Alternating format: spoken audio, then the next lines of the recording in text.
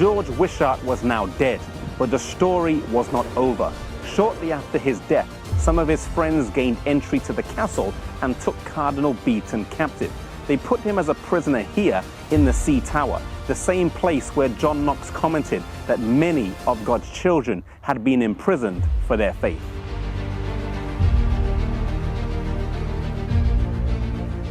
Some of Cardinal Beaton's friends then tried to dig a tunnel under the wall, which can be seen to this day, but they were unsuccessful. Cardinal Beaton was then killed and hung out the window of this tower while they had the first Protestant church service in Scotland here in St. Andrew's Castle.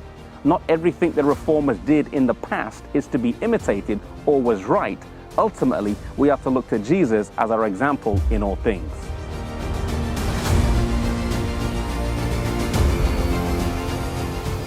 John Knox would later join these believers and was here in the castle when he was captured by the French Navy.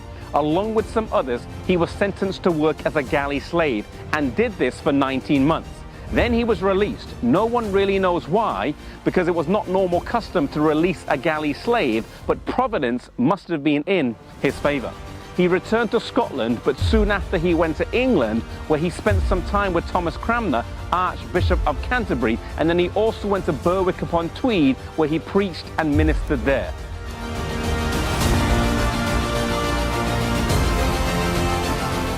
Soon after Mary, a staunch Catholic, came to the throne in 1553, he left Britain and went to Europe, where he settled for several years in Switzerland. He spent time with John Calvin, and this powerful reformer, Calvin, would have a huge impact on his life, on his theology, and on the reforms that he would later lead here in the country of Scotland.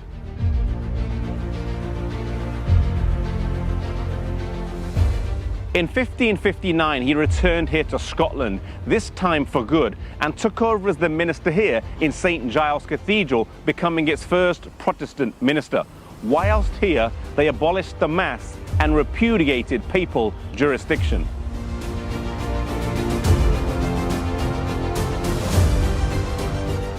As well as preaching, he was also instrumental in writing some important documents that helped to frame the church.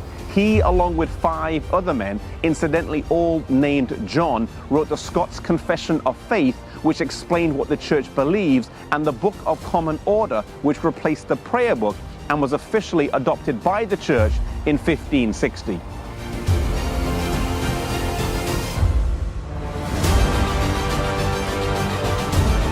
Despite the fact that he traveled extensively throughout his life to different parts of Britain and Europe, he always maintained a deep passion for Scotland, famously saying once, "Give me Scotland or I die." He always kept in his mind his home country, a place that had been laid upon his heart. I remember once as a young minister being told, your calling is where your burden lies. Maybe today you find yourself in a place, a town or a country that's not the exact place that the Lord has called you to minister. Stay faithful to Him. Work where you are and pray that the Lord would open doors to minister where your burden truly lies. For John Knox, that was Scotland, his homeland.